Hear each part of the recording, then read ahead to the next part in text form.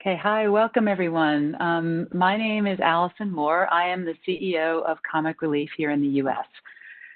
You may all know Comic Relief through our Red Nose Day campaign. We work to alleviate child poverty and ensure kids are safe, healthy, and educated here in the US and around the globe.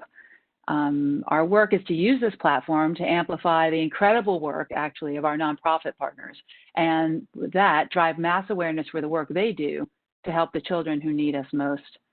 Much of our awareness is fueled from our long-term partners, Walgreens, NBC, and Mars, and with their tremendous scale and collaboration, and then through our own digital channels and efforts, we raise consumer donations that we grant to over 25 nonprofits so that they have the resources necessary to tackle the critical issues facing children and their families today. So our Red Nose Day work in the COVID-19 era now operates under more urgency. The global impact from this virus is staggering. While we who live in the US hear much about our own country's impact, it is important to have a deeper understanding about what is happening in the international sphere. Right now, families and their children are facing a domino effect of equally concerning issues, from hunger to gender inequalities, from a worsening refugee crisis, and a severe lack of access to education, just to name a few of the issues. But that's why we are here today. Today, we'll hear directly from some of our amazing nonprofit partner organizations that are on the front lines around the globe helping children during this crisis. We'll discuss the potential long-term educational, economic, and health effects in lower and middle income countries and communities as a result of COVID-19, how local governments and the global health community has handled the crisis, and how we envision a future that benefits and supports the most vulnerable. So I am joined here by a highly esteemed group of folks, and I'd like to take a second to introduce them and have a very brief description of their bio because their work is much longer than what I'm about to share. So I'm going to call out to my panelists. Hello, everybody. I'll call out your name, and if you can just wave your hand to show that who you are, and I will give you a brief description of what you do, albeit a very truncated one. So first, I'd like to say hello to Miguel Fonte. He's the Executive Director of Promundo. Promundo works to promote gender equality and prevent violence by engaging men and boys in partnership with women and girls. Since its founding, Promundo has helped to advance gender equality and prevent violence in over 55 countries around the world. Welcome, Miguel. Next, I'd like to introduce Dr. Githinji. He is the CEO of AMREF. AMREF Health Africa is the largest African-led international organization in the continent and reaches more than 11 million people each year through 150 health-focused projects across 35 countries. Today, it is playing a vital role in addressing COVID-19 on the continent. Hello, Dr. Gitahi. Thank you very much for being here. Next, I would like to introduce Arnav Kapur. He's the lead of philanthropic partnerships in India and South Asia at the Bill and Melinda Gates Foundation. From poverty to health to education, the Bill and Melinda Gates Foundation's areas of focus offer the opportunity to improve the quality of life for billions of people by building partnerships that bring together resources, expertise, and vision. Since the onset of COVID-19, the foundation has been at the forefront of the global health crisis and the search for a vaccine. Welcome, Arnav. Dr. Charles Owubah, CEO of Action Against Hunger.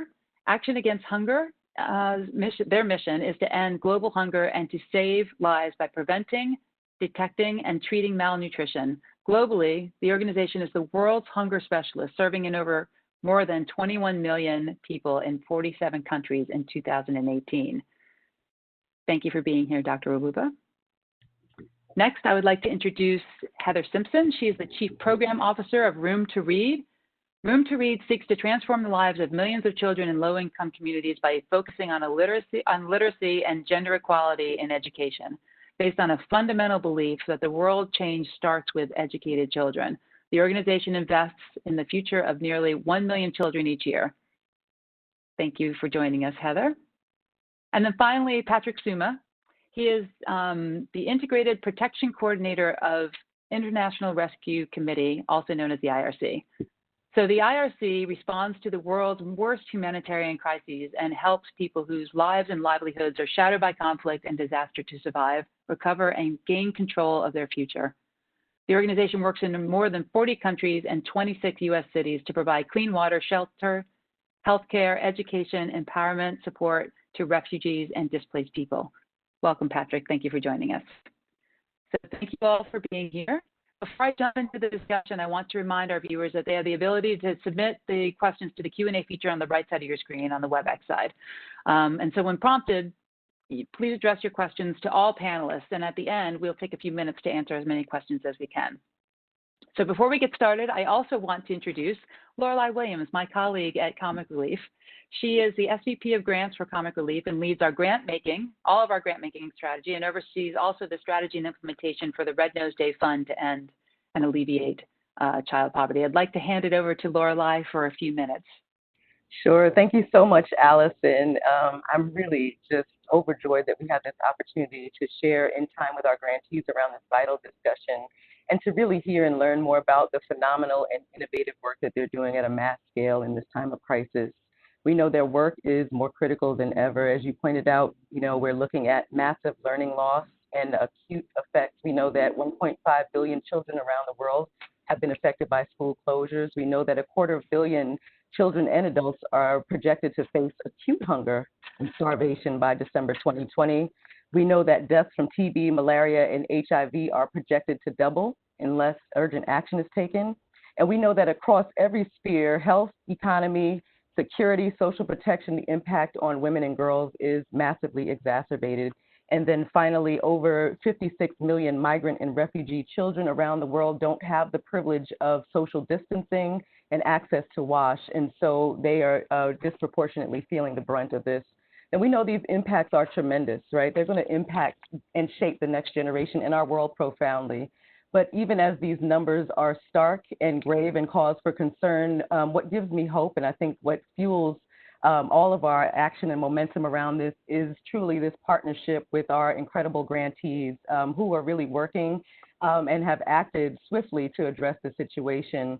From our perspective, the grants team at Comic Relief, we wanted to understand quickly and act in allyship with our partners. And so we've made a number of changes beginning in March to accelerate grant payments, allow repurposing of grant funds, grant programming extensions, and suspend reporting to really enable grantees to do the work that they do without being encumbered by those sort of administrative burdens. And we also have looked at how do we reshape our 2020 portfolio and allow grantees to repurpose up to 50% of their grant funds.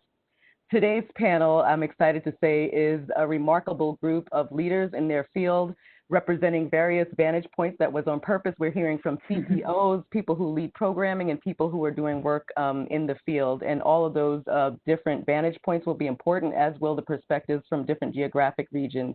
And so now I'll turn it over to our grantees who are going to share their analysis and insights on the critical work ahead. Thank you. Excellent. Thank you, Lorelei. So we're going to jump right in. We have a lot to cover today, and I'm excited to hit on some of these topics. So the first one, I think we'll go to Dr. Owubah from Action Against Hunger. And just as a setup, before the COVID-19 pandemic, Action Against Hunger was already working on a massive global scale to address the issues and effects of hunger. And you have, through that work, reached over 21 million people, and as I mentioned, 47 countries through that work just in last year. So there's a staggering projections of 250 million people, I think, to be actively or acutely hungry by December of this year. And so you have launched as the Action Against Hunger Fund, COVID-19 Relief Fund, to distribute food, PPE, hygiene materials, and healthcare to reach the most vulnerable populations around the world. So, Dr. Owubah, in the regions where you operate and Action Against Hunger operates, what trends are you seeing in terms of the impact of both the pandemics, COVID-19, and frankly, hunger on children? And can you give us an idea or any way to sort of like understand the depth and scale of that problem as you see it on the ground? Yes, Alison, thank you very much for the opportunity to be part of this webinar, and we truly value our partnership, with you also. Again, thank you.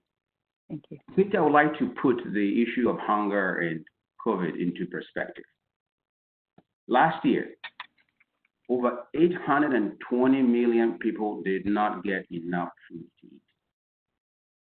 About 2 months ago, The World Food Program of the United Nations released a report describing the scale of acute hunger in the world.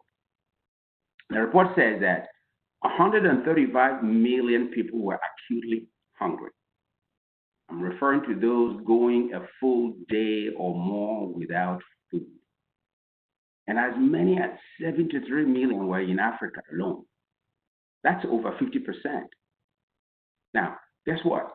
Many of these people who are struggling, actually children. So globally, as we speak, about 50 million children are acutely malnourished. And these are children who are at risk of dying if nothing is done. Now, all that I have said was pre-COVID. So with COVID-19, what are we seeing? We're seeing, we share some 3 points, multiple overlapping crises affecting the world's vulnerable communities. Number 2, we're seeing hunger is projected to increase around the world in the coming months, largely due to sharp increases in price of food. And we know that this will disproportionately affect children. Number 3, COVID, this pandemic is making it harder for children to receive the healthcare they need. So allow me to use East Africa to illustrate the multiple overlapping crises taking place in impoverished communities and what it means for children. See, in East Africa, before the COVID, 4.8 million children are already acutely malnourished. And as we speak, this year, we've seen severe flooding that has already destroyed livelihoods in many impoverished communities. So they're already struggling. And as if that was not enough, over the past 6 months, we've seen the worst locust infestation in 25 years, the worst ever. The locusts have devoured, vegetation and crops upon which livestock and people depend. On top of that, we have COVID. And as a result of the lockdowns and the restrictions in movement, many in the informal sectors of the economy, such as those selling artifacts by the side of the road or repairing cars to make a living, have lost significant incomes. They're struggling. They're truly struggling. Let me tell you a story about Lucy. 6 years ago, I met Lucy Lakello, and her family had fled from the conflict in South Sudan to seek refuge in Uganda. And I was delighted to meet with her because she was bubbling with energy as we engaged. Why? Because our team had worked with her to be able to start a mushroom business. And within a couple of months, Lucy was earning as much as $70 a month. This is someone living in a refugee camp, making $70 a month. So she was able to provide enough food for her family, pay for schooling for her children, build a new and better mud house, which she gladly showed me when we were in the field.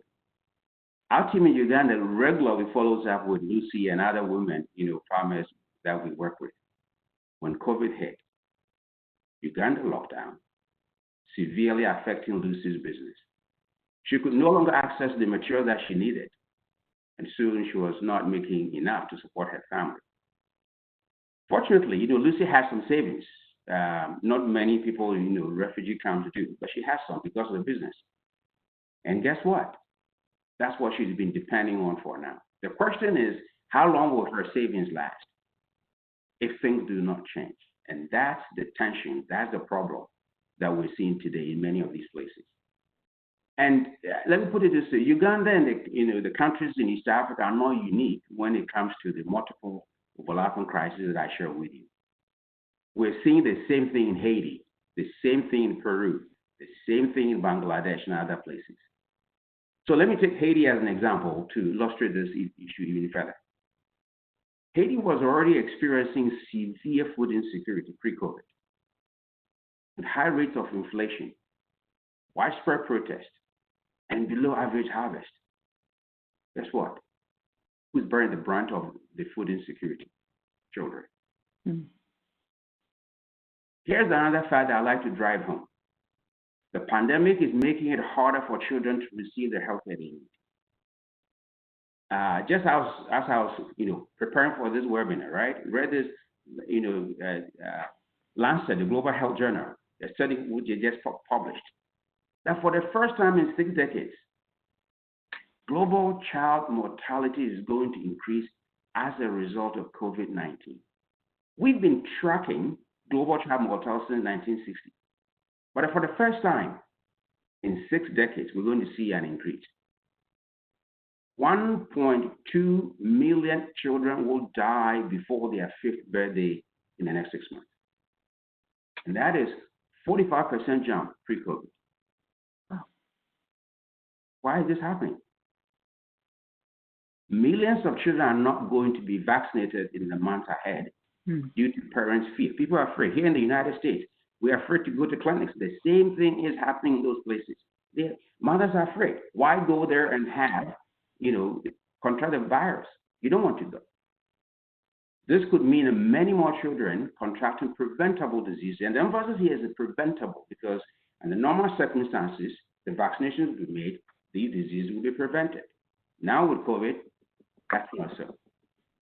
And in some countries like South Sudan and Somalia, many private healthcare providers and humanitarian actors have fled the country due to concerns for the safety of their staff. You can't blame them. But the fact is, it has created life-threatening gap in support when it is needed the most. Mothers and children now have fewer places where they can, get life-saving health services. So guess what's happening? Action against hunger and the few that have remained, we're seeing more cases. The numbers are increasing because mothers have, limited options. Also, around East Africa, around this time, I've lived in East Africa for many years. Health workers typically are carrying out mass distributions of essential micronutrients and medications to children, including vitamin A and deworming medication. Those campaigns have been halted due to fears of spreading COVID. Yet the needs are still there. So for us, our greatest worry is that vulnerable communities across the globe could be pushed beyond the brink. And so we are concerned not only about the pandemic, the COVID pandemic itself, but the pandemic secondary effect that is likely to increase poverty and hunger to levels that we have not seen for decades. So those are my thoughts. I appreciate that, Dr. Owubah. Some of those stats that you just shared are staggering and hard to wrap your head around. I think that your note about the global child mortality rate is just, I think it is important that people understand, of course, and particularly here in the U.S., we think about COVID and around the almost healthcare and the economic environment, but that this is an effect that you just laid out very clearly that will be even broader in scale. And I appreciate that perspective. Thank you for that. I'd like to take a moment to pivot now to Dr. Gitahi from AMREF and ask a question a little bit coming from his area as well. So AMREF has had a track record in successfully addressing daily outbreaks, including Ebola and cholera, and is now playing a central role in COVID-19's response across the African continent.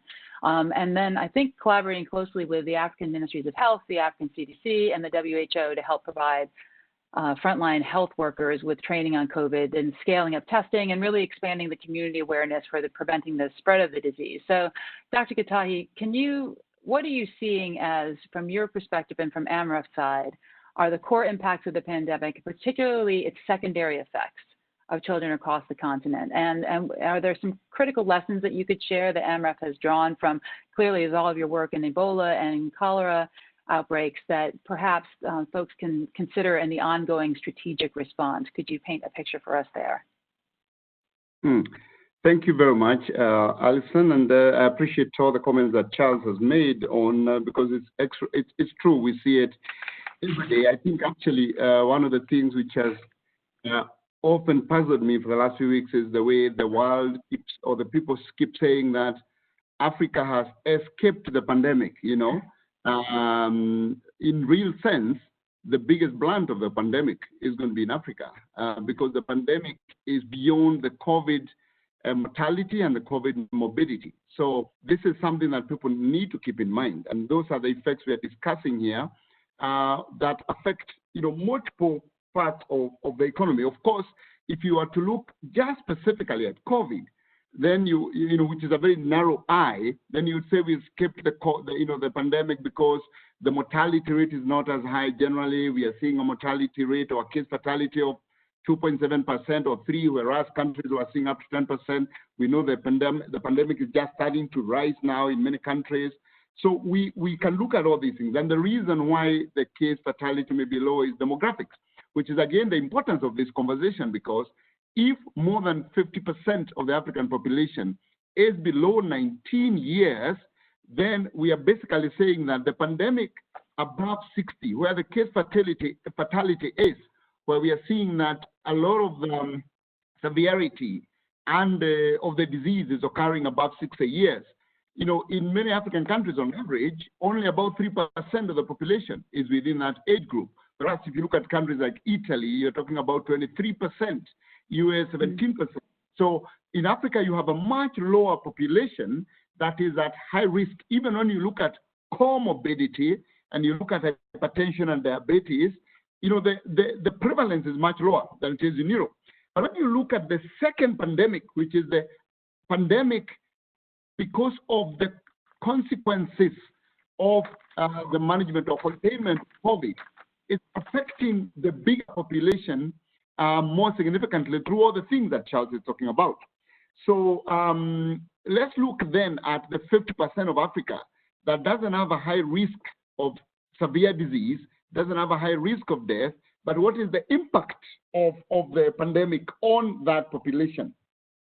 Now, the one thing I would like to say is remember that, number one, if you look at the general economy, it's going to drop. It's already dropped. The projections are that we are going to have a recession across, the African economy. Remittances from countries in Europe and the US which support families. By the way, the remittances in Africa are higher than foreign direct investment. And those remittances do not go to government. They go to communities. They go to households directly. So when we talk about remittances, it is, Charles and other people are sending money directly to their family to support livelihoods. And they're beyond the tax support from government. Now, those are projected to drop by up to 23%. We know that a huge percentage of the African economy, the employed people, are employed in the informal sector. Now, income from the informal sector are going to drop up to 80%, based on ILO studies. So basically, we are saying that we have families that may not even care whether they get COVID or not, because the impact on their day-to-day life is so significant that COVID is the least of their problems. They cannot feed their children.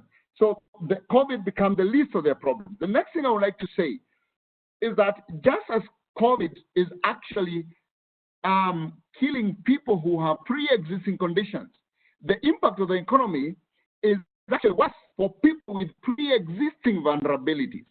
And these people who have pre-existing vulnerabilities are the ones that Charles have talked about. They already don't have enough food. They already don't have adequate income. Many of the people, they are already serious gender inequalities. You know that women in Africa are affected significantly by pre-existing gender inequalities, including young girls, female genital mutilation, early child marriage, early dropout from school because of teenage pregnancy. And when we talk teenage pregnancy in Africa, we are talking pregnancy from 10, 11 years. And these are young girls who get married off early by traditional norms.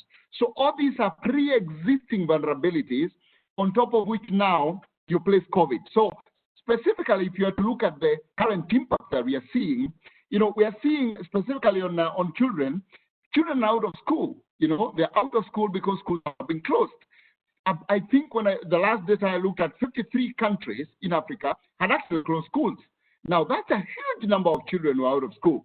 And the effect on that, on child labor, you have to think about the number of kids now who have to do child labor because of what I said earlier, family income has dropped. So children have to now supplement household income. Secondly, sexual exploitation. Sexual exploitation has risen. We know there is sexual violence, but beyond that, there is transactional sex. Transactional sex driven by also the need to supplement, family income. Then beyond this, this results in teenage pregnancy. We have a crisis of teenage pregnancy, and beyond that, sex-based violence. I don't know how many of you have seen, the trending thing from Nigeria, Justice for Owubah, because a young girl, 22 years old, went to study in a church, got raped and got killed. Owubah is just one of the many cases that are happening. We know call centers, especially sex violence call centers, are recording quadruple numbers during this period of COVID. I already talked about rising FGM and rising early child marriage, because again, remember that girls in some of the African communities are assets for their fathers. And therefore, when they're out of school, school is protective of young girls, school is protective of young children. When they're out of school, then it's easy for a father whose income has dropped to do a transaction to receive livestock in exchange of his young girl. So this is going on, and we have evidence that is going on. The next thing is exploitation of orphan children, again for the same reasons. Now, there is also an emerging digital divide. When children are out of school, the next possibility is let us give children online learning, whereas that is a good outcome in Europe and North America. In Africa, the digital divide is so bad, and especially affecting girls, that the boys are learning, people in the urban centers are learning, and therefore the divide that we've been trying to close of ensuring that girls are in school, because the only way to emancipate girls and to reduce gender inequality is through education. That now is being reversed significantly.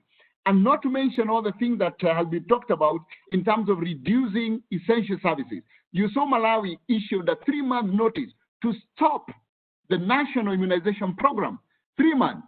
We have seen that happen not only in Malawi, but in many other areas at even sub-county levels. And therefore, we're starting to see a reemergence of measles, for example. We are seeing that in Kenya, we are seeing that in other countries. Pneumonia deaths are going to go up. Cholera outbreaks have gone up. And I talked about measles, that's actually rising. Now, we have many children who are, and as I close now, who are actually staying alone at home because everybody, their mothers and their fathers, are being quarantined, and therefore the children have to fend for themselves. Health workers, remember, many of them are not going home because of the risk of transmitting infection to their children and to their families. Therefore, they're staying away. That affects nursing. We are breastfeeding mothers who cannot breastfeed their children because they're in quarantine, or they are actually away at work. So all these are the negative impacts we are seeing. But I want to close with one positive one, that the rate of hand washing in the communities is going to see a reduction in diarrheal diseases for children. Thank you. Dr. Gitahi, thank you so much. That was an excellent dissection, I think, and just sort of cross-section around the multiple effects beneath COVID. That I do think what happened when COVID first launched or announced itself is that became this meme that children were not affected because of just one vector, to your point, on health, and that was certainly in the U.S. and that has different implications internationally. That was a very solid unpacking of all the different permutations of effect, and so I appreciate that. That was extremely helpful and thoughtful. Okay, I'm going to take it over to the Bill and Melinda Gates Foundation with Arnav Kapur. So Arnav, we've seen the Gates Foundation play a significant leadership role in the global response to COVID-19, clearly. Just recently announced a $125 million commitment towards the development of equitable distribution of COVID-19 diagnostics therapies and potential vaccines. So a couple questions for you. From a trend perspective, what are you seeing in the early stages of this work, and particularly around COVID-19 and children and families that are from the low and middle income countries?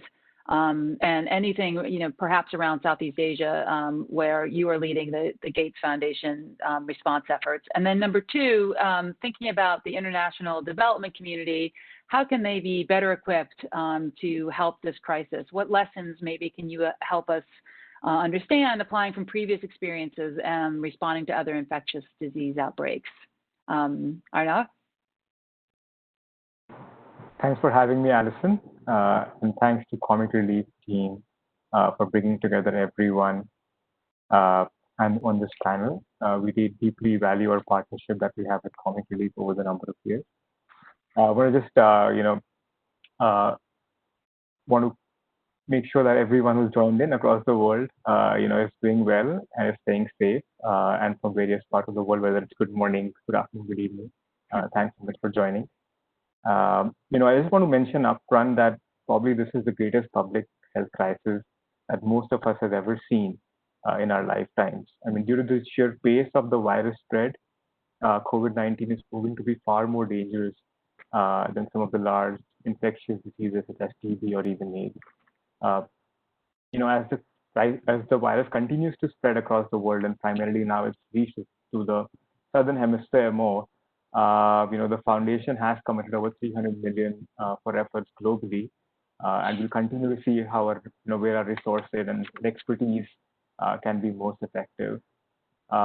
Taken together, most of our work to date has been focused on supporting countries in Africa and South Asia, developing and delivering treatments and vaccines, accelerating detection and containment of the virus, and protecting vulnerable communities across the world and in the US. And we're also trying to make sure that we are providing our knowledge and assistance, and making the case for much more global cooperation and actually coordination, which I think is deeply important at this point of time. From a trends perspective, and how we're engaging in South Asia, I think my previous panelist very eloquently mentioned that, a lot of modeling is suggesting that, the under 5 mortality for children is, expected to increase from 400,000 to about 2.35 million, which will actually push back the progress for child mortality between 5 and 15 years. From an education perspective in India, about 320 million children have been affected. That's the population of the US, has been affected by school closures. The internet user base in India exceeds 500 million, but not all children have phones or their own individual phones. Many families, have one phone in their house, which is primarily used by the head of the household and who's mostly male. We're also seeing, that additional 1,000 TB deaths could happen over 5 years. In 2018, for example, we had about 450,000 people died of TB. And we saw in the early cases of the lockdown that the weekly TB case notification in April was 80 to 90% lower than in April 2019. So that roughly means it went from 57,000 per week to about 12,000 per week. And of course, a small proportion of the women who reported needing RMNCH services, reproductive maternal child health services, received them. So about 8.5% received ANC services, 16.1% received family planning, and about only 2.3% received nutrition services. And we've also seen in the initial days that the number of domestic violence cases actually doubled in the first 2 weeks of the lockdown. And for example, there's a helpline which is run by Childline India, and even the government's running many helplines. The number of calls increased to about 92,000, in about 11 days. And, this could also be that the government is also promoting many more helplines to be out there, but, which would lead to more awareness. But we're just seeing that the number of calls and the number of cases that are coming up is alarming. This is what we've seen even from our previous work in Ebola in Africa, that during Ebola, the number of cases, similarly for, measles, TB, excess mortality from HIV, malaria, that all increased. There was a 23% decrease in about service delivery, which led to setbacks in measles, maternal neonatal excess deaths, and mortality for HIV, TB. And given this, this learning, we're trying to make sure that these gains are not reversed, and therefore we've been very proactively working with the government and many of our partners from the very beginning to ensure that, immunization is back on track, institutional deliveries don't go down, antenatal care doesn't go down. In India, we've also seen a migration of, people from the cities, the big cities, to actually villages. So we're also supporting the state governments to facilitate resumption of family planning services, including looking at home delivery of contraceptives. And, like due to school closures, we're seeing kids aren't getting midday meals. So we are working with some of our partners that are also trying to support delivery of food at home so that malnourishment or stunting, which is already as high as 33%, doesn't increase in the region. Though we don't directly engage in education and mental health, but these are two areas that we're also seeing, need attention from both children and adolescents perspective. So we're working with state governments, working with our partners to make sure that, digital tools to wherever possible could be provided so that the learning doesn't go down and, the queries which people have are addressed. From an actions perspective, we are seeing primarily, 4 key trends. We're seeing a lot of partnerships with government, which is happening, which is great because governments are leading the response, across, at least in the South Asia region. It's an emergency, so governments have to be at the front hold, but, it's working with a large stakeholder group, which includes the philanthropic, private sectors, and the nonprofit organizations. We're also seeing, great collaboration between foundations and civil society. We're also seeing the role of community, which is extremely important. And we're also seeing some innovation in tech, which is coming about. So, we've been working with the governments in, UP and Bihar, which are 2 largest states of India with a population of about 300 million in total, and also the poorest states, to make sure that, we're able to provide for facility preparedness, training of healthcare workers, communication, increased testing. Similarly, at the national level, to make sure that, we're able to enhance testing because that's most important, research and development, data analytics, and so on. We're also partnering, from an international perspective, to your question, Alison, we're trying to partner as much as we can with local Indian philanthropic organizations. We're partnering with Piramal Foundation, which is a large Indian family foundation with Tata Trust, and also with another foundation in Bangladesh to support and partner in their response efforts. And we're also seeing, everyone is coming and contributing. So we, had this small fund which was set up, which we called India COVID Response Fund. It's done about $25 million now. And we saw contributions from billionaires, corporates, and retail givers. So basically everyone came on this one platform. And as we are seeing, funding drying up due to the dual shock, of lives and livelihood, it will be important that the larger population and everyone joins and comes together to support these organizations across the world. I talked about community and, I don't know if many of you know Dharavi, which is, Asia's largest slum community, about 800,000 people in about 1.5 miles. So we're working with the government, with philanthropists, and again with local grassroots organizations, and most importantly with the community support teams and large group of community volunteers to make sure that they're at the forefront of this response.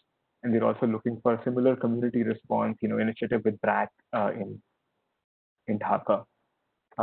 And finally, I was mentioning, we're seeing technology coming to a great effect and digital information networks to contain and treat. We've seen enhanced efforts of frontline workers, diagnosis and contact tracing, and so on.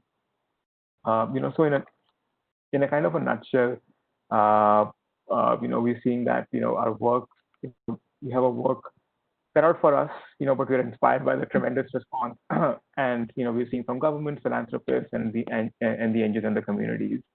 One thing which I want to mention in closing, one other important learning that we had, which I missed to talk about before, was the need to invest in institution building and need to invest in organizations. So we've seen that setting up institutions from a longer term perspective has payoffs. So we set up CEPI, which is the Coalition for Epidemic Preparedness Initiative in August 2016, to prepare for likely pathogens which might, come on board. Now CEPI is at the forefront to develop vaccines against, emerging infectious diseases, and which could be probably the fastest vaccine the world has ever seen. And we also set up Gavi, for vaccine reduction in 2010, which is helping to make sure everyone gets it. So the road ahead is challenging. I'm hopeful that together we'll all be able to fight the pandemic and emerge stronger in the next decade. Thank you, Arnav. Thank you. I think, the Gates Foundation and your sort of overarching combination of technology and partnership and local community impact and understanding that the institutional support at the beginning is part of that as well. It's just quite a mix of sort of perspective there of what actually has been happening and working and the places that you've seen as well. So thank you for bringing that. Thank you for bringing that to the detail. I think there was a lot there to sort of start from, and I think we had a few questions come up from your talk, which we'll hopefully be able to raise at the end of this session. So I'm now going to move to Heather Simpson at Room to Read. So as a result of the COVID-19 pandemic, I think there's an estimated 1.5 billion children who are around the world, so that's 87% of the Earth's student population, whose schools are closed because of the novel coronavirus pandemic. So teachers and parents have both been challenged, frankly, to find new ways to bridge learning gaps. Students are grappling with increased isolation, the anxiety and depression that invariably brings in the face of this virus and devastating effects, kind of speaking to this rounder impact that happens as a result of this virus. So while this impact is global, it will hit the low and middle income countries most directly, where the access to remote learning resources, as Dr. Gitahi was saying as well, is actually the most limited. So Room to Read has experience in countries facing major threats to education, such as Sri Lanka in the 2004 tsunami and Nepal after the 2015 earthquake. And I know you've launched an expansive response to COVID in the 16 countries where your organization operates. So the question for you, Heather, as you lead Room to Read's COVID-19 response efforts, what are the lessons that your organization is drawing on from its experiences to provide educational programs in the midst of these major disasters? And then what trends are you seeing on how the pandemic is impacting children and families, and particularly from a gender perspective for girls and women? Can you give us some thoughts on that?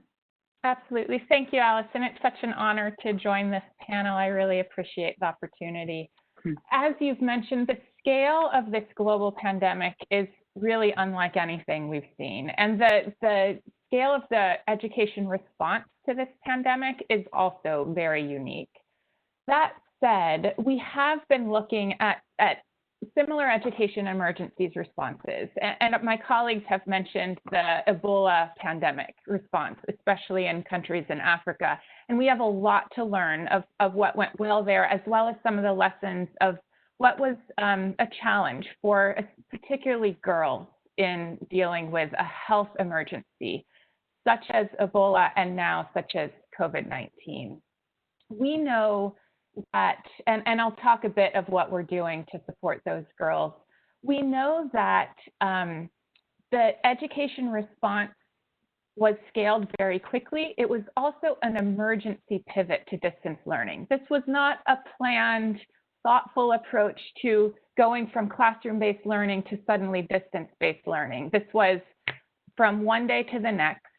Teachers had very little preparation time.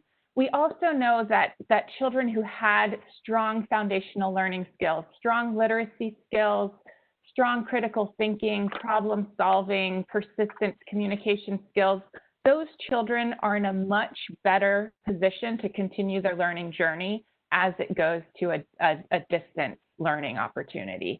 And so the mission that Room to Read has had for the first 20 years of our existence of focusing on building those foundational skills for literacy as well as life skills with our gender work have put millions of students in a better opportunity to continue thriving even during this pandemic. So we know education cannot wait. The longer schools are closed, the longer children don't have access to learning opportunities, the higher risk those children will never return to school. And we potentially are facing a lost generation globally, which is just, it cannot stand. We can't let that happen. And so supporting students to develop these foundational learning skills are still critical, even now more than ever. We know that education strengthens communities. It creates a generation of people who are resilient, who are compassionate, who are able to respond. We have heard from some of our alumni who have gone through our girls' education program and with Room to Read support finished their high school studies and continued on their education journey. Some of them are now in the medical field, and some of them are now frontline workers in the medical field helping respond to this COVID-19 pandemic. And so we see when children have the opportunity to continue learning, we know that they can be part of the solution and helping protect their own lives as well as their own communities. Very specifically, so looking at lessons learned from the Ebola pandemic, as my colleagues have mentioned, we saw adolescent pregnancies in Sierra Leone went up 65%. We saw girls were particularly vulnerable for gender-based violence and school dropout. We saw across the board in Sierra Leone after Ebola, when schools reopened, there was a 16% drop in enrollment, those are big numbers. And so as Room to Read thought of how we support, especially the girls in our program, we knew that we needed to provide a lifeline to these girls. And so as soon as the schools closed, we started reaching out to all the girls in our program to check in on them, to provide some distance mentoring support. As my colleagues have mentioned, the digital divide is real. I have a 9-year-old son who is in 4th grade in the United States. His distance learning pivoted quickly to Zoom classes and online learning. And let me tell you, even under the best of circumstances, the learning was very minimal. The struggle was very hard. It was hard for teachers. It was hard for students. Now, translate that into communities where Room to Read supports. Girls and boys don't have computers at home. They don't have access to the internet. Maybe there is a phone in the house. Probably their uncle, their father needs that phone for their own livelihood. And so we can't assume that online learning is going to reach every child in the world. We know that it is a partial answer, and Room to Read has digitized some of our early grade reading content for that, so that there are learning materials in languages that children understand.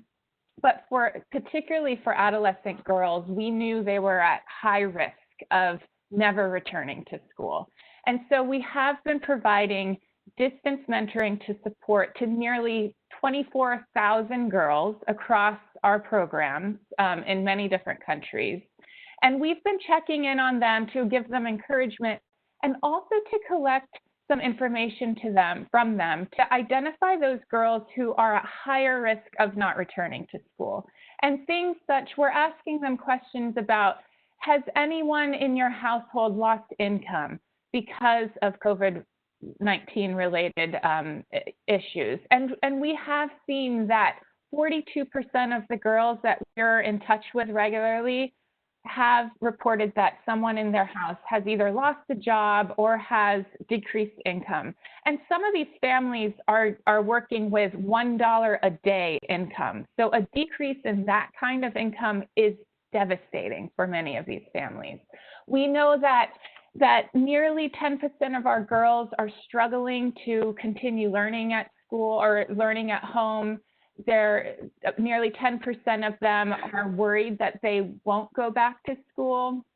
And they're reporting things such as there's pressure for them to take care of sick relatives. There's pressure for them to get married. There's pressure for them to work. There's pressure for them to support their families and be caregivers for young children as family members are either working or quarantined or ill. And so there's a lot of pressure on these girls. And we're very concerned that they won't go back to school once schools reopen. So that's something that we're working with family members to continue to create space for those girls to continue learning at school. We're giving them tips on how they can support their students at home. And we're also giving that emotional support to the girls and to the students. That we know humans learn from other humans. That's the best technology that we have in education. And providing, even if it's through a phone call or through delivering a packet of paper materials to the home, or making sure that as families go and pick up food rations, that there's a set of books for those families to take home to those students. Knowing that there are people in the world, callers on this call, folks who are participating on this panel who care about these students, and those students know that we care and we're looking out for them, that can be a real life-saving interaction. So I just want to thank you and everyone who has called in for really thinking critically of how we can continue to support learning through this.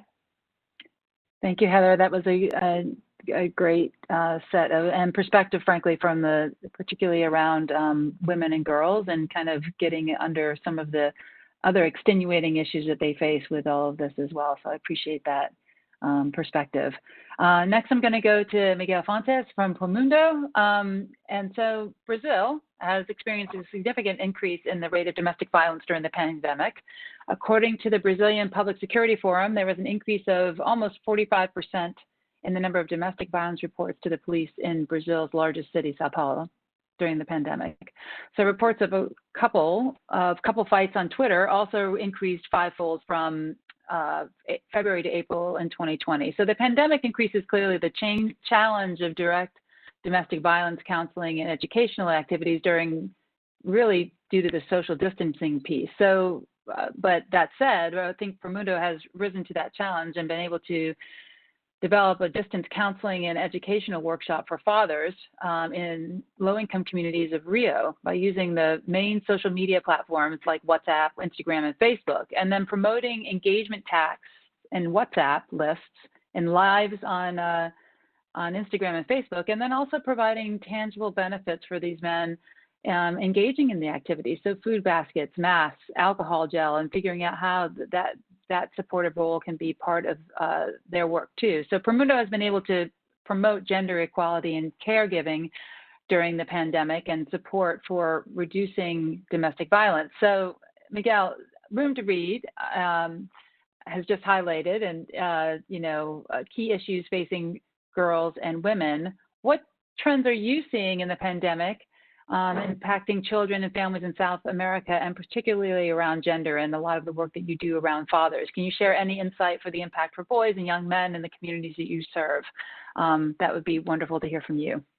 Thanks, Alison. It's really a pleasure to be here on the Comic Relief Virtual Roundtable and to talk about our experience, especially in the low-income communities of Rio de Janeiro. We work mainly in favelas in Rio de Janeiro, very low-income communities, and trying to really focus more on reducing domestic violence during the coronavirus, including violence against children. And as you said, and it's pretty shocking, since the start of the pandemic, we have seen a major increase in the number of reported cases of domestic violence. In the city of São Paulo alone, there was an increase of 44.9% increase in domestic violence reported to the police.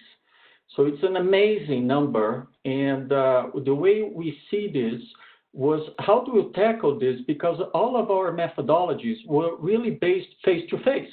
We had a face-to-face approach. We have a program called Program P that stands for Pai in Portuguese, that's father, and is a methodology to really engage men, for them to give a new meaning to masculinity. That we are in a very machista society in Brazil. And then we were hit by the pandemic. But what we tried to do very quickly and very aggressively was to create a three-step approach to really use our resources to develop at distance, engaging and participatory approach for men to keep the activities that we had before, but also to have at home an understanding what was going on. So on the first step of this approach, which we call the engagement approach, we found that first we thought about, online course on a platform on internet, and as Heather rightly said, and the other speakers too, very difficult internet connections. So how can we even approach them if they don't have internet? But then we learned that everybody has a mobile phone, and over 130 million people in Brazil are connected to WhatsApp. So we look at WhatsApp, and WhatsApp today, you have junk coming all over the place, all this misleading information and so on. And we decided, how about using WhatsApp for the benefit of these families? So we created an approach that it's related to topics. So topics of playing with kids, how to play with kids. So we do it in a very systematic way that we send like an educational box package through WhatsApp. It can be a short video, it can be a text, It can be ideas about how to playing with kids. If we're talking about playing with kids, another topic can be how to help with the education. But for the playing, for example, we also ask men to perform a task, to film the way they are playing with their kids, a statement from the mothers, innovative ways to think about the play. So they engage in providing us feedback, what's going on in the family, how they are engaging in these domestic activities and unpaid caregiving. So throughout this process of 6 weeks, 7 weeks that we have different tasks, so it's about 10 tasks. We also promote lives on Instagram and Facebook. So on these lives, we have experts, we have community leaders, we have singers, we have also the fun part of it, but also related to gender equality, all related to reducing domestic violence, promoting caregiving at home. And then they are able to come together to ask questions, to see a concert, to see something fun, but also to participate in something broader in the concept of reducing domestic violence. And then by participating and engaging, these men start receiving points. It's like a gaming effect. And then with the game effect, we award these men and these families with inputs to prevent coronavirus. There would be food baskets, masks, alcohol gel, soaps. Nobody's punished for not participating. Everybody receives something. But the ones that participate more, like a great dad cup, or something, we give an extra. So and all distributed at home. They receive at home these benefits. So this is the 3-step approach: the engagement, the participation, and the awarding. And now we are evaluating these results, and it's very touching, Alison, the results that we get, because we have a quantitative analysis, which will be more on the coverage, the level of participation, the level of engagement, but also we get all this qualitative data, great statements and feedback from the children, from the mothers, from the fathers. And I just would like to read aloud to you 4 of these statements from the fathers, so you can have a more of a feel, what is to be like participating and engaging in these activities. I have a statement here from a father from the Ilha do Governador, a very low-income community in Rio de Janeiro, and he says, "This support that you give, even from a distance, helps me feel more confident to take care of my son." So another member of that same community says, "My wife is even surprised at how much more carefully I am with my son, but she's really enjoying it. Thank you. Even during the isolation, you are so close."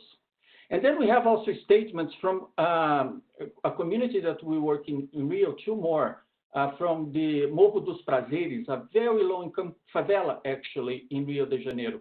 And one father says, "At the moment, the isolation period is difficult, and the activities have helped me to feel closer to my children."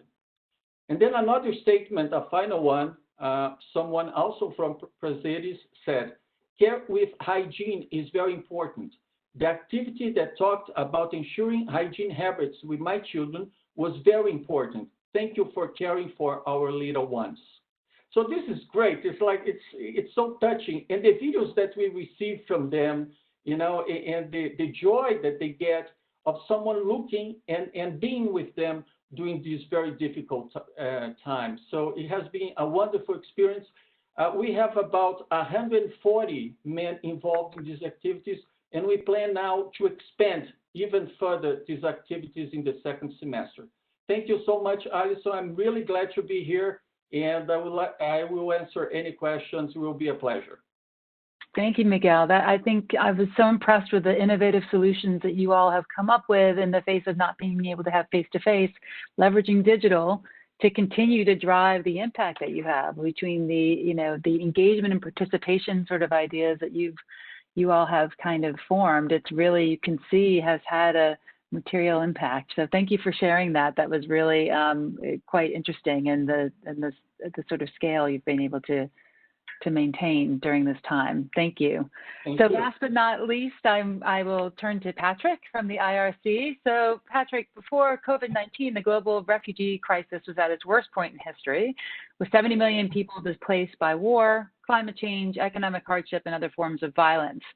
I know these numbers are projected to rise exponentially, and we know that displaced populations are particularly vulnerable to COVID-19. So to address these issues, the IRC has launched a coronavirus preparedness and response programs in over 40 countries. So Patrick, can you, given that work and that new launch of that to address these issues, can you share your perspective on the pandemic and the impact on migrant and refugee children, particularly in Cox's Bazar, which I'm sure folks know is the world's largest refugee settlement, and where you all are very involved in leading the child protection efforts. Give us your thoughts on that. Sure, Alison. Thank you very much, and thank you to your entire team for according us this opportunity to give you an insight to the child protection issues in Cox's Bazar. So just to paint a picture, in a camp of over 1 million people, we've had, as of last week, 40 confirmed cases of COVID-19, and unfortunately 3 fatalities. Now, in a camp that's overcrowded and very congested, this is very concerning and very low hygiene practices. It concerns not only us, the humanitarians, but the community as well. So there's a general sense of hopelessness because they do not know what's going to happen next. It's very difficult for them to abide by safety protocols of hygiene, as well as maintaining distance. Now, in an effort to control the spread and curb it, the government has, put in place guidelines, which includes reducing and controlling movement in and out of the camps, not only for humanitarian workers, but also for the community within the camp. There's high restriction. Coupled with that, the authorities have also categorized humanitarian interventions into 2.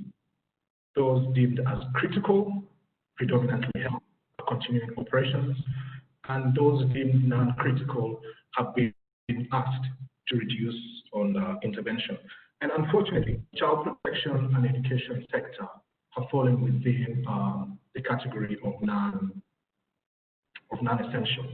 Now, the results of the absence of child protection services have made the situation very, very dire, concerning.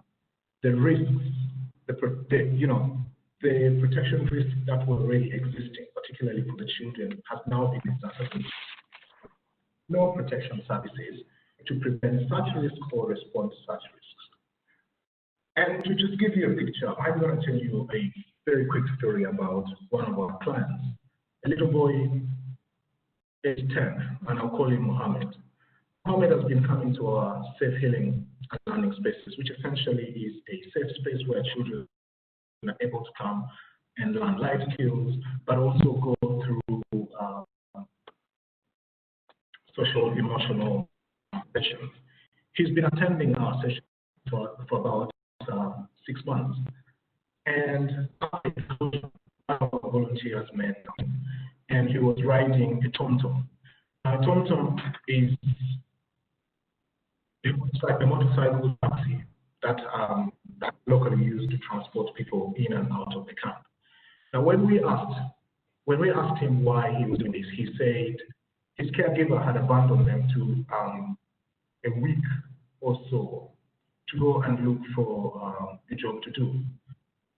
And in the absence of such support, he was forced to do something for himself and also for his siblings at home. So he got himself into child labor. Now, we know child labor is not new in this context, but the COVID-19 situation is exacerbating that situation as it is. Moha's story is not unique to him. We are continuously seeing this happening. In the tea stores where he is, we're getting increasing number of children who are going to work to just be able to support themselves and also to be able to support their family. Even in fresh vegetable markets, we are constantly seeing children really engaged in that form of labor. Now, this child labor is not very unique here, but the rate at which it's increasing is really concerning us. And this is really reflected on the fact that the COVID-19 has brought in significant social economic impact in the households for parents and caregivers as well. The prices of basic commodities such as salt and sugar have increased by 10 times. It might be really small, but it's actually huge amounts of money for the refugee community. Now, as a result of that hardship, parents and caregivers are forced to adopt negative coping strategies, such as sending their children out to work. There's also been increasing cases of girl child being married off, either as a strategy for that, but also as a means of protecting them from potentially unscrupulous people within the camps, because the parents do not have the capacity to do that at the moment. So that's the picture that this is really having, the COVID-19 is having. There is a ripple effect from the parents, and it's being pushed onto the children, and children are bearing that brunt. Their childhood is being lost because they have to go and fend. The other issue really, which my panelists fellow panelists have had, is the issue of sexual violence. And we do run women and girls safe spaces, and we are seeing an increasing number of reported cases of domestic violence, intimate partners violence to be exact. And this is being attributed to the stresses that is because of people being contained in one place. There's a lot of emotion happening, and it's difficult. There's no avenue for letting that out, other than, unfortunately, resolving it through non-violent means, but more violent means. And that's an issue in itself.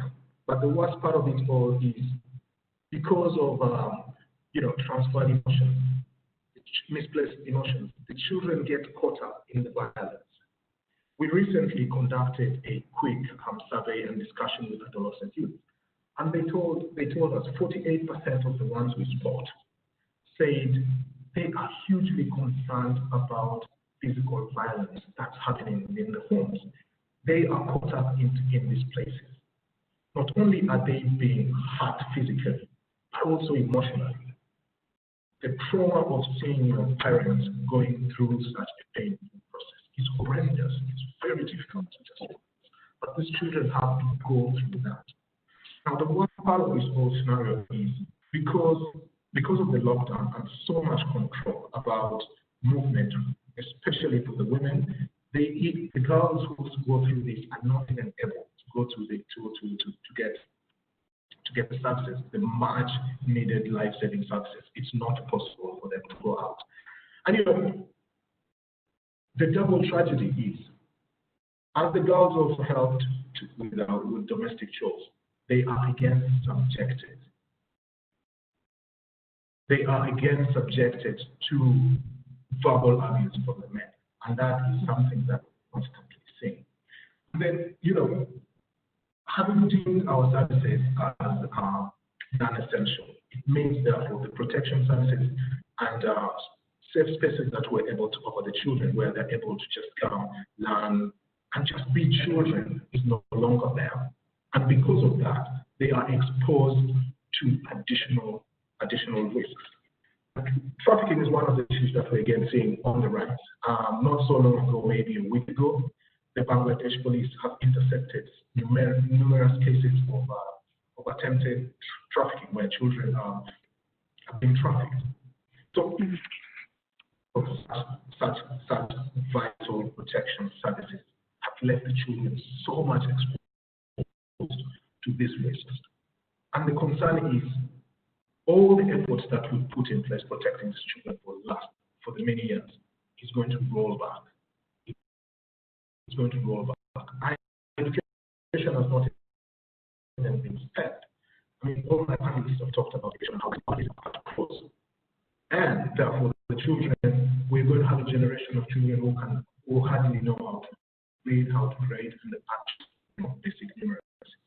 And that is a big concern that we have at the moment.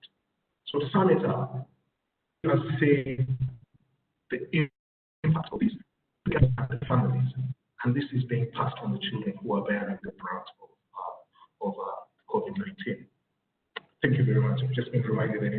Great. Thank you, Patrick. That was an incredible outline of what you're seeing on the ground and some of that impact. And I think the connectivity between children, the gender sort of impacts that are very specific and well felt. You can hear that tied to what Heather was saying, what Arnav was saying as well, and Dr. Gitahi as well. So thank you. I appreciate that. We are kind of a little tight in time. This has been incredibly riveting to listen to everyone's stories and backgrounds and sort of like perspective on the trends and how your organizations are addressing the needs. I think what I would like to do is take a second to really just focus on one kind of question to each of you, and I don't have the stopwatch here, but hopefully you can give us a few minutes on your perspective, which is a big one, admittedly, but I think all of you are well equipped to do this. I'd like to ask, what is your vision for a post-COVID-19 world? So we've just heard a lot about what you're seeing on the ground, a lot of the challenges, the numbers, the work that you've kind of been able to bring to the forefront, and clearly there's more work to be done. But when we do rebuild, and what would be the ideal new normal? What do you hope will be different? What are the opportunities for radical change in the way that we look at addressing child poverty, as seen through the lens that you just shared with us, but then maybe looking a little bit to the future? We had a couple minutes for each of you to kind of share with me your thoughts. I'm going to go to Dr. Owubah first, if you can. What are your thoughts on that question? Thank you, Alison. I dream of a post-COVID world where there would be stronger locally powered health systems to respond to future outbreaks and to improve the overall health and well-being of communities. I think if you look at the scale of what has happened, what is going on now, the magnitude of this pandemic is such that no organization, no single organization can do it all. So for me, the success formula is stronger partnership, with governments to be able to strengthen the healthcare system. And as part of this, I need to say that I think I look forward to a point where we're valuing the community health worker much more than we've ever done, because success rests on them. These are the individuals where they go to places where Land Cruiser will not be able to go, motorbikes do not go there, bicycles do not get there. Sometimes you have to walk. And that's much of the places that we work in. And so strengthening them to make sure that we can work hand in hand with them is going to be very useful. And also, I'm hopeful. I'm a very hopeful person, Alison, that I think with this, we will be, I think it should be good, because having that hope is important, because it will do at least two things for us. First, it will give us the energy that we desire to be able to be on this journey, but also that sense of destination that together we can get there, I think is going to be very important for us. Thank you, Dr. Owubah. I share your hopefulness as well. Thank you for that. I'll go next to Dr. Gitahi. Please tell me, what is your vision for the post-COVID-19 world? What are your thoughts? My hope for the post-COVID-19 world is the world of justice. I think this is something I believe that as you talk about child poverty, the opposite of poverty is not wealth. It is actually justice. That people who are suffering because of lack of justice. They're not suffering because they don't have wealth. That's the one thing I would like to say. So like a world that emerges with justice. The second thing to say is that ending poverty is all about building human capital. Children depend on their families, and if their families don't have human capital to exploit their maximum potential with agency, then children will enter the cycle of poverty. Human capital is about two things. Health. And the health, as has been said, needs to be community up, not building hospitals. It needs to be universal coverage that is built community up. We believe in building community health workers to support communities, and that is what we believe in. Secondly, to build human capital is education, especially for girls, so that you can close the gender gap.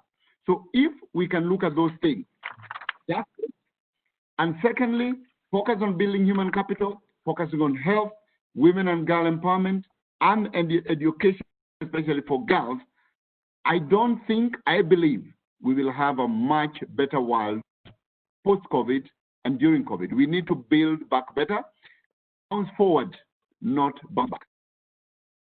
Excellent. Thank you so much for that. Thank you. Arnav, please, can you give me your thoughts on the post-COVID-19 world? What's the vision for you?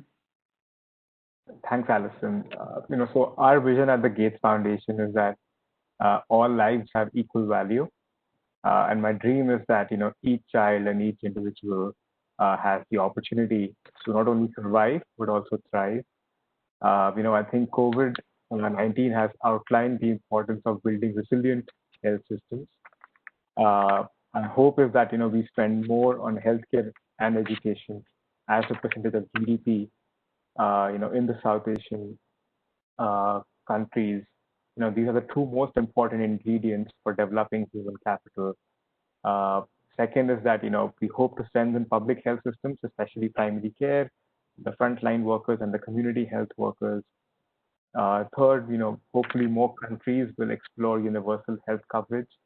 In many of the South Asian countries, the out-of-pocket expenditure is up to 60 to 70%, and that's just one poverty shock can take people into poverty traps.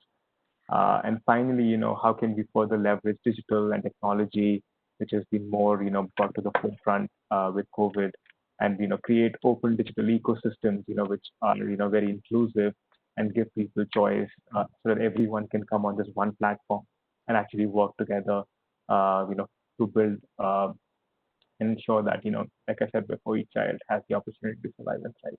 Thanks. Great. Thank you, Arnav. I appreciate that. Heather, please give us your perspective on a post-COVID-19 world. Thank you. I do think COVID-19 has brought to light inequities that existed before the pandemic hit. And I think that is actually a helpful learning for all of us to focus on those inequities. They're in higher relief right now. They existed before. I hope that we can address them so they don't exist as much in the future. From the education sector point of view, I do think we're at an inflection point.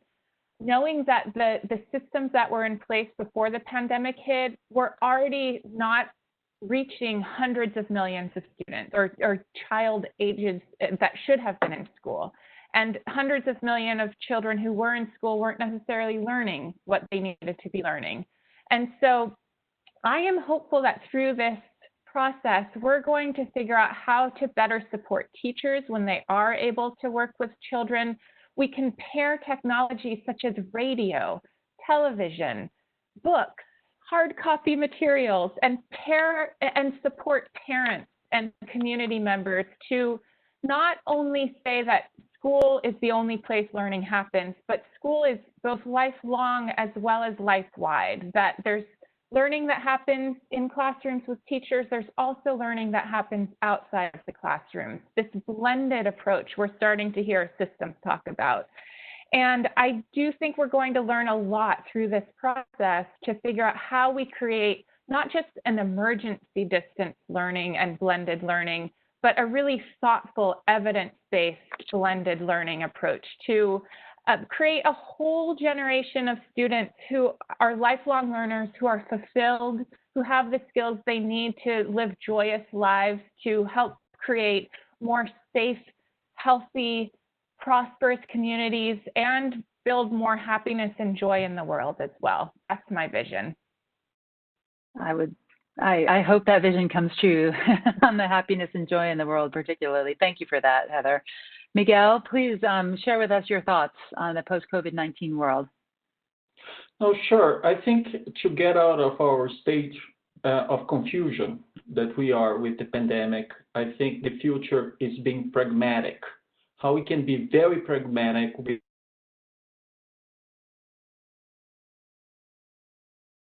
approaches.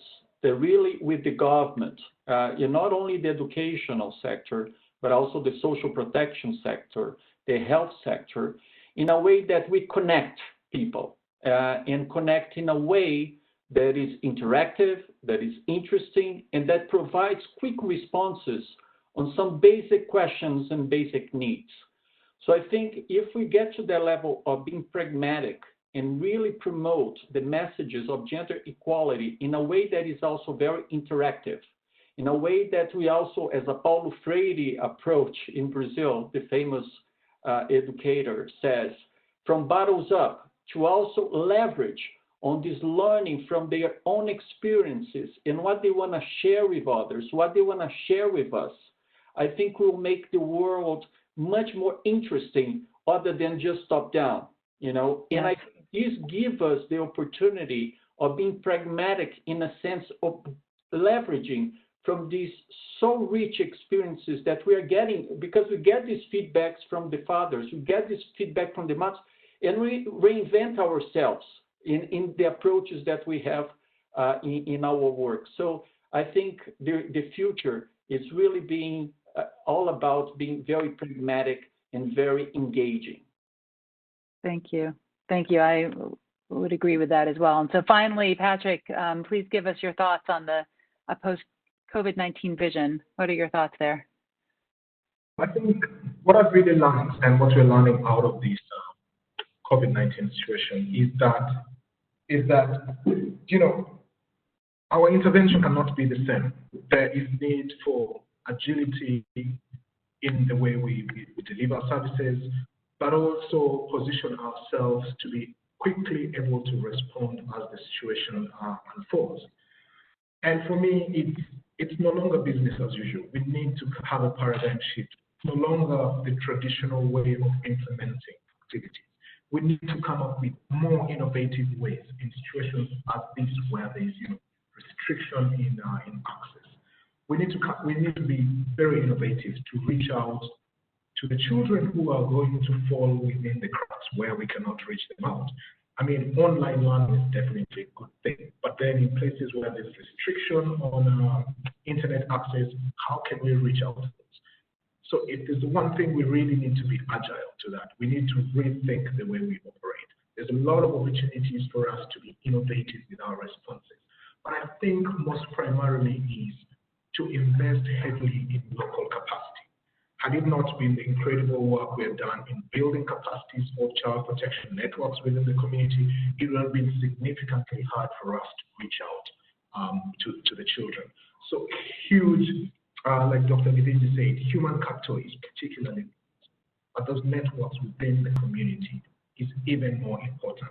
But even going forward, really, how do we strengthen systems within the government to prepare themselves as well, such that should something like this come in place? So it's a moment for us to really pause, look inwards, and think about how we're going to refocus, how we're going to reshape the way we deliver. Yes. So that's the number that we're reaching out to. Excellent. Thank you for sharing. And I want to take a chance to thank all of our panelists here who joined the discussion. I am mindful of the time. I think in some ways, so I know we are not going to be able to get to some of the Q&A. We've gone quite a bit over, and there were a few questions that came up. So if folks in the audience did not have a chance to have the question answered, apologies for that. I think the conversation was very rich and very in-depth across all of the panelists and the discussion that we had today. That felt like time well spent, frankly. But you can also find out more about these organizations and more about the work against child poverty on rednoseday.org. It's clearly unprecedented times, especially for children and the nonprofits like my esteemed guests who are serving them. So hopefully this has illuminated some of the more detailed issues that are happening, particularly in the international sphere around COVID and some of the just after effects and sort of continuing effects from COVID that are not just from the virus itself, but from everything else that happens in its wake. I think this was a very illuminating conversation. So thank you all for being with me today, and thank you again to Lorelei, my colleague, who is steering our sort of strategy on this for Comic Relief. We both thank you for your contributions, your work, and your perspective. And thank you everyone for attending. It was a great showing. So appreciate it. Thank you so much. Thank you very much. Thank you. Thank you. Be well, everyone. Thank you for your time. You too. Bye. Bye-bye. Thank you. Bye-bye.